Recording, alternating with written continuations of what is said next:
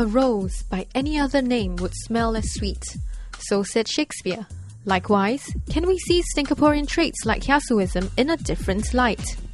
They only become good or bad depending on the consequences. Sometimes it's good to be ignorant about things, Alright, if you're ignorant about a situation, you might say, this one is not important, And that might be wrong, right? But it is not a serious wrong. So in that way, one has to be careful in saying that all of these are automatically bad. Do you think traits like being kiasu is a good thing more than a bad thing? Well, up to now, I would say that being a kiasu has, in a way, done well for Singapore.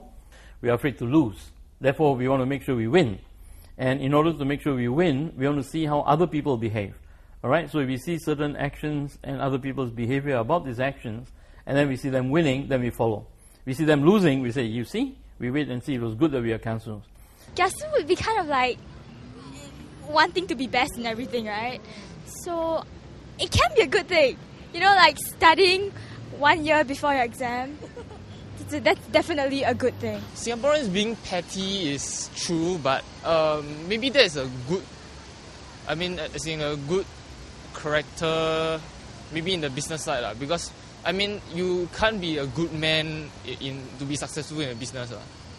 So you sometimes have to go against some moral values, like maybe to be petty sometimes in order to succeed. Do you think that our worst traits, such as being kiasu, can be seen in a positive light? Like, it's just us being competitive?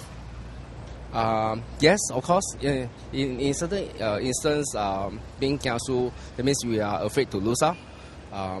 Some opportunity that comes not by, and then and is an opportunity, then we should be kiasu to get hold of this opportunity.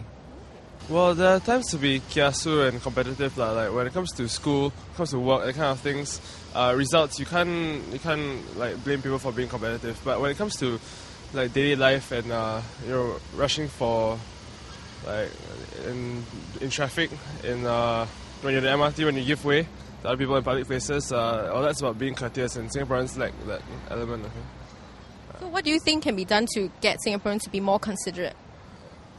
Well, I think the only way to fix this is it's going to take a very long time, and you have to do it through bringing kids up in a way where they have to learn that they have to be courteous. And it's nice to be courteous in the sense that if you're friendly to somebody else, other people will be friendly back to you. As Singapore's population grows and more people are packed into this tiny, thriving city, it is more than likely that we will have more encounters of the Stinkaporean kind. In the last year and a half, and this is why I think it might be a miss kind of a thing because of the economic crisis, I've actually personally encountered more ugly Singaporeans than before. There are a lot more of them on the MRT, on buses, on our roads.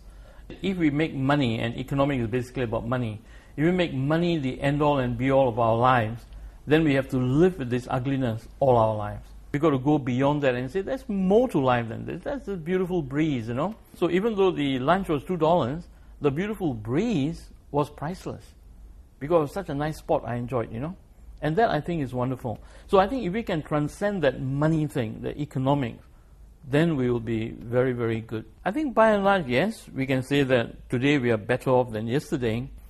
But I think the cost of living should not be equated with the standard of living. And I think it ties in a lot with values as well. What are our values? And I think it would be wrong for us to think that just because today I can afford a $140,000 car, I'm better off than yesterday. There are other ways of measuring this. Other people around me happy? Am I still acting as a good husband, a good father, a good son, a good grandson, a good brother, a good friend? Do you know what I mean? While we still have a long way to go before we can call ourselves a gracious and civil society, the task is not impossible. So the next time you see a Stinkaporean, don't suffer in silence, speak up.